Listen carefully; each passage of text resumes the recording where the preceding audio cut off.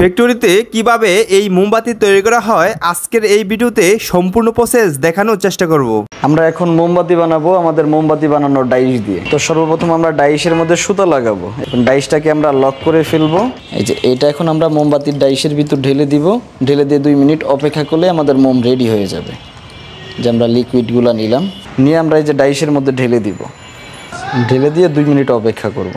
এই যে সাথে সাথে আমরা সুতাগুলো কেটে দিচ্ছি। এই দেখেন এখন এটা আমরা স্ক্রাইব দিয়ে এটা পরিষ্কার করে দিব। আমাদের 2 মিনিট হয়ে গেছে, এটা পুরোপুরি শুকিয়ে গেছে। এরপর আমরা আস্তে করে যে ডাইসটাকে ফাঁকা করে ফেলবো।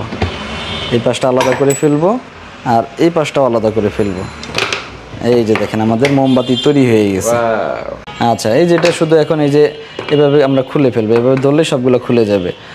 খুলে তারপর শুধু এই মাঝখানের সুতাটা এই যে কেটে দিলেই আমাদের মোমটা রেডি। শুধু মাঝখান থেকে সুতাটা কেটে দিতে হবে। এটা এখন এভাবে টান দিলেই সব খুলে যাবে। এটা আরও ভালোভাবে শক্ত করার জন্য অনেকে যে রশি বেঁধে এখানে ঝুলাই রাখে, তাহলে আরও 15-20 মিনিট থাকলে মোমটা আর বাঁকা হওয়ার কোনো সম্ভাবনা থাকবে না।